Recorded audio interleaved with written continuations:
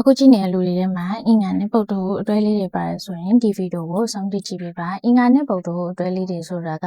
ဓမ္မသောကအင်းဝရာစာကြီးကရှားစာဆိုတဲ့အတွဲဖြစ်ပါတယ်အဲဒီတော့သူတို့ကရန်ကတော့ခဏခဏဖြစ်မယ်ဒါပေမဲ့စီးပွားတက်တယ်သူတို့ကလည်းခဏခဏစိတ်ကောက်တတ်တယ်ဒါကြောင့်မို့လို့ဒီအတွဲမှာအင်္ဂါကပိုပြီးရင်းကျက်တဲ့လူဖြစ်ရင်ဖြစ်မဖြစ်လို့ရှိရင်အသက်ပိုကြီးမှပဲအဆင်ပြေပါလိမ့်မယ်ပုံမှန်ရဆိုရင်ဘယ်သူက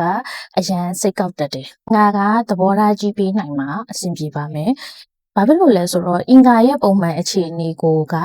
အင်္ဂါကစိတ်အရန်ကြီးရယ်ဒါပေမဲ့ရဲရင်နဲ့ပြတ်သားတယ်ခဏခဏ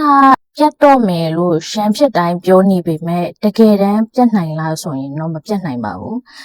သူတို့နှစ်ယောက်ကတွေ့တာနဲ့နေ့စဉ်နေ့တိုင်းတကြက်ကြက်နဲ့ရန်ဖြစ်တတ်တဲ့အတွက်ဖြစ်ပါတယ်။အဲ့လိုရန်ဖြစ်လို့တယောက်နဲ့တယောက်မချစ်ဘူးလားဆိုတော့လေနှစ်ယောက်က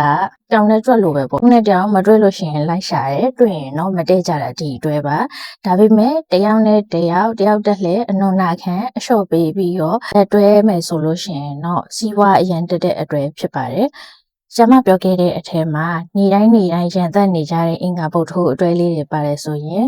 မှန်မှရေးပေးခဲ့ပါအောင်နောက်ဗီဒီယိုမှာနိနန်သားတွေအတွက်တည်ကျင်နေဆိုတာမျိုးလေးလည်းရေးပေးခဲ့ပါအောင်ဆ iam မစီမှာတာရော့နဲ့ဗီဒင်လည်းလာပြီးတော့စေနာချင်းနဲ့မေးလို့ရပါတယ်